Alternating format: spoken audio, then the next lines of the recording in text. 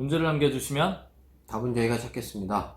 오늘 주제는 저희가 농업법인 관련해서 이제 영상을 찍으면서 뭐 부동산 관련, 그 다음에 작물 재배 관련 해가지고 세금 감면에 대해서 많이 이야기를 했는데 네, 조금 이슈가 되는 부분이 있어서 네, 오늘 영상을 찍게 됐습니다. 근데 대상이 농업법인들 중에서 순수하게 유통을 하시는 분들에 해당되는 내용인데, 세금을 갖다 감면을 받았다가 뭐 유지되신 분도 있고, 네, 그 다음에 토해내야 되는 상황이 되신 분들도 계신데, 오늘 왜 그런 상황이 됐는지 한번 이야기를 나눠볼게요. 네네네. 저희가 농산물 유통을 하시는 분들은 농업법인으로 했을 때 어떤 혜택이 있느냐, 이런 질문들을 하시는데, 네. 일단 세제적으로 어떤 혜택이 있을까요? 일단 농업회사법인은 그 50% 감면이 있거든요. 유통에 대해서, 수익에 대해서. 법인세에 대해서. 네, 법인세에 대해서 50% 감면이 있죠. 그럼 여기서 질문을 하는 게, 아니 농업법인 아니고 일반 법인으로 농산물 유통하면 법인세 혜택이 없나요? 이 질문들 하시는데. 있기는 한데 조세특례 제한법에 중소기업 네. 감면이라는 게 있거든요. 그게 이제 도소면이 10%예요. 네. 그러면 10%를 받느냐, 이제 50%를 받느냐, 조금 차이가 이제 퍼센트가 꽤 큰데, 네. 여기서 또 한 가지 오해하시는 게, 이제 농업법인으로 유통을 하면 50% 감면은 계속 받는다라는 오해를 하시는데, 그 부분도 한번 짚어주시죠. 잘못된 거고 5년 동안만 받습니다. 설립후 이제 5년 동안 받는데, 만약에 5년이 지나면 그럼 아무 감면이 없냐? 이제 일반적으로 받는 그 도소매 감면 10%를 받는 거죠. 그렇죠. 일단은 저희가 뭐 오늘의 주제는 아니지만, 네. 이제 유통하시는 분들에 대해서는 혜택이 조금 많이 줄어 있는 게 사실이에요. 맞습니다. 뭐 창업 감면도 좀 제한적이고. 근데 예전에 저희가 이제 조세특례 제한법 관련해서 뭐 경정 청구 이런 내용 찍으면서 한번 설명한 것 중에, 도소매는 안 되지만 통신 판매업은 된다. 네. 예, 뭐 이런 규정들이 있으세요. 네. 그래서 도소매와 통신 판매의 차이가 무엇이냐, 뭐 이런 것부터 따지기 한 게 있는데, 네. 일단 유통하시는 분들 같은 경우에는 주 사업 목적에 따라서 도소매 일반 유통이냐, 뭐 통신 판매업이냐, 이런 것도 좀 따져 보시라고 조언을 드리고, 일단 오늘의 핵심 이제 농산물인데, 농산물을 농업법인에서 유통을 해서 50% 감면을 받은 기업이 네. 이제 문제가 된 게 첫 번째 이슈, 그리고 두 번째 이슈, 이 부분을 알아보도록 할게요. 네. 첫 번째 사례는 농업법인에서 농산물을 매입을 해가지고 네. 유통을 한 거죠. 네. 그래서 잘하셨네. 그래서 법인세 감면을 신청을 했고, 네. 받아오던 중에 처분청에서 갑자기 뜬금없이 아니다, 세금 내라, 감면 안 된다. 왜요? 예, 이유를 봤더니 너 매입한 거 농민한테 매입한 거 아니잖아. 네. 일반 무슨 유통업자한테 매입해가지고 했는데 이거는 네. 대상이 아니다. 그쵸. 이런 얘기를 했는데, 이제 이게 다툼이 생겼어요. 일단 이슈가 되는 부분은 뭐였을까요? 그게 이제 2019년이죠. 네. 3년쯤 전인데 그때도 한참 이슈였잖아요. 그렇죠. 이게 이제 문제를 삼은 거는 농민한테 산 게 아니라 유통하는 사업자한테 사가지고 유통했다. 이건 농업법인의 목적과 맞지 않다 하고 감면을 추징했죠. 일단 추징을 한 근거는 농민한테 산 게 아니고 일반 유통업자에 사면 사실 농민한테 혜택이 돌아가는 게 줄어들겠죠.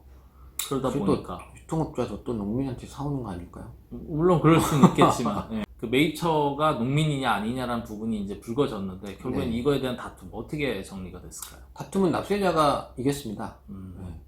거기에서 이제 법에 누구한테 샀느냐를 정해놓지 않았고 그냥 농산물을 유통하면 된다고 돼 있었거든요. 그렇죠. 그래서 아니 법이 그렇게 돼 있는데 뭐 농민한테 산 건 되고 농민이 아닌 사람한테 뭐 사업자한테 산 건 안 되고 이렇게 하는 건 너무 과도하다. 그래서 농민이 아니라 농업법인 편을 들어줘서 감면을 받았죠. 농산물을 생산한 거는 농민이니까 그걸 유통하면서 판매했다라는 거는 결국에는 농민에게 귀속되는 이익이 있는 거다라고 이해를 하면 될 것 같아요. 네네. 근데 연달아서 이제 문제가 된 게 한 가지 추가가 된 건, 이제는 수입품에 대한 부분이에요. 수입한 농산물에 대해서는 유통했을 때 법인세 감면 50%를 해줄 수 없다라는 게 네. 갑자기 또 튀어나와가지고 문제가 됐는데, 이 부분은 또 어떻게 정리가 됐을까요? 이게 이제 최신 사례인데 네. 근데 여기서도 쟁점은 야 작년 19년도에는 다 사업자한테 사도 된다고 했는데 그렇죠. 매입처 불문한다 했는데. 매입처 불문하고 농산물 유통이면 된다고 했잖아요. 근데 이제 수입산이라고 요거를 또 트집을 잡아가지고 안 해줬어요. 그렇죠. 이게 또 똑같이 아니 너네 매입처 관계 없다고 하더니 농산물 맞지 않냐, 수입 과일이든 뭐 수입 곡식류든 뭐 어차피 농산물인 건 마찬가지인데 네. 왜 이거에 대해서 추징하느냐.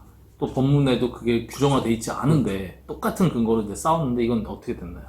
저도 그렇게 생각은 하는데 이건 또 졌어요. 아, 결론은 그거예요. 수입산은 그 농산물 지금 법에 취지에 맞지 않다.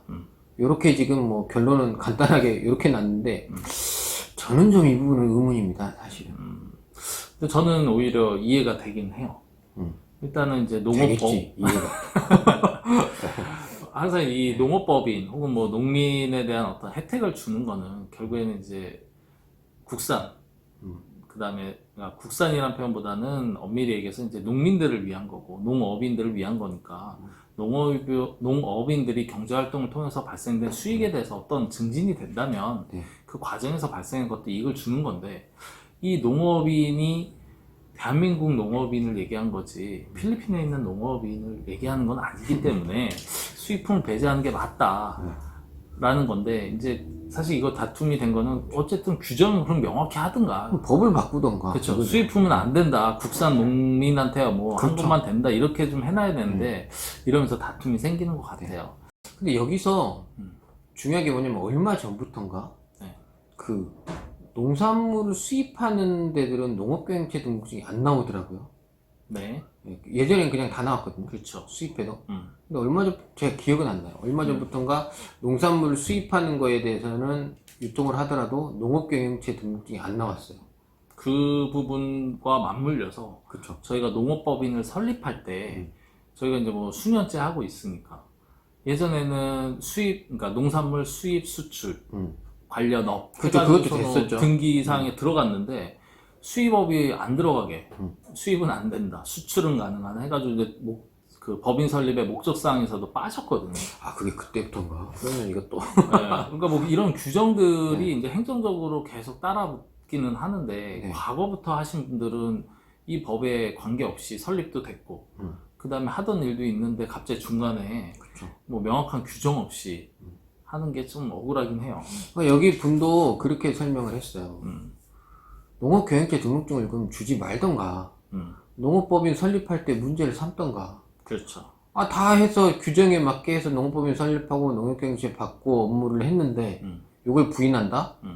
이것도 너무 문제지 않냐? 그렇죠. 이렇게 이제 억울함을 토로하고 있는데, 결론은 어쨌든 안 되는 쪽으로 났는데, 지금 이제 저희가 이 영상을 찍고 좀 알려드리고 싶은 바는, 이게 뭐 잘됐다, 잘못됐다는 이제 아마 저분은 소송으로 갈 것 같아요. 이게 그렇죠. 이제 조세 심판은 끝났고 이제 행정 소송을 갈 수도 있겠죠. 네. 가겠죠. 뭐. 억울해서 갈 건데, 저희 입장에서는 이제 이런 판례가 나왔단 말이잖아요. 그렇죠.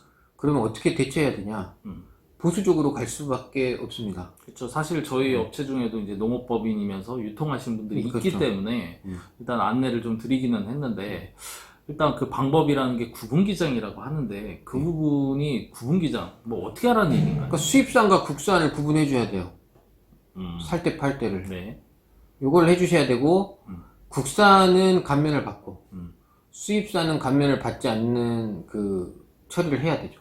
형식적으로 이런 식으로 해야지 향후에 이제 발생된 세금 문제를 조금 미연에라도 방지할 수 있다라고는 했지만 실무 보는 박쌤사 입장에서는 이게 가능하겠어? 짜증나는 거죠. 짜증나는 건데. 아니 짜증난 수준에는 가능하겠냐라는 거지. 이제 사장님들이 해줘야지 저희는 알 수 있잖아요. 안 해주면 저희도 모르죠, 사실은. 근데 이거는 실무에서도 문제가 되는 게 예를 들어서 뭐 고추를 샀어요.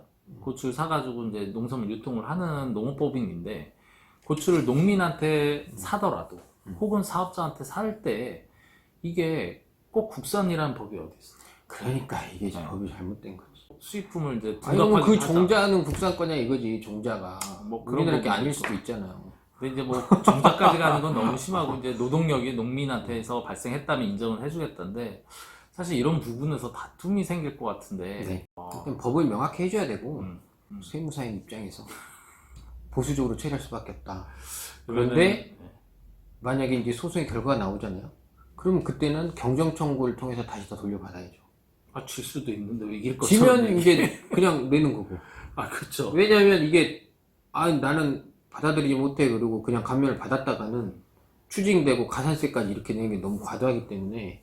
근데 저희가 이 영상을 조금 쟁점이 될 수 있다고 찍은 게 우리가 한 서너 번은 찍은 것 같아요. 작물 재배업을 하는 농업법인들이 법인세 감면을 받잖아요. 그렇죠. 100%를 감면을 받는데 이분들이 농업 경영체라는 게 법인 앞으로 없었기 때문에 다툼이 생겼다가 소송해가지고 졌단 말이죠. 좋죠. 져가지고서는 이제 의기양양한 세무당국에서 더 이제 네, 좀 모든 농업법인 중에서 농업경영체 없는 데는 다 두드려서 지금도 몇 년치의 지시를 내고 계신데 지금 이 유통에 대한 부분이 불거졌고 일단 졌단 말이죠. 그렇다 그러면은 이제 결과가 어떻게 될지가 이제 곧 나오게 되면 수입 농산물을 유통하는 법인들이라면 특히 농업법인들이라면 일부러라도 걸 수 있다라는 거죠.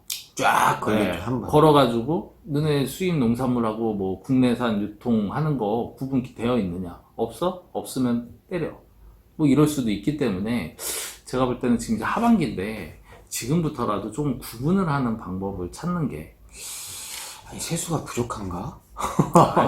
세금은 늘 열심히 거두니까 아, 왜 농업만 가지고 그래?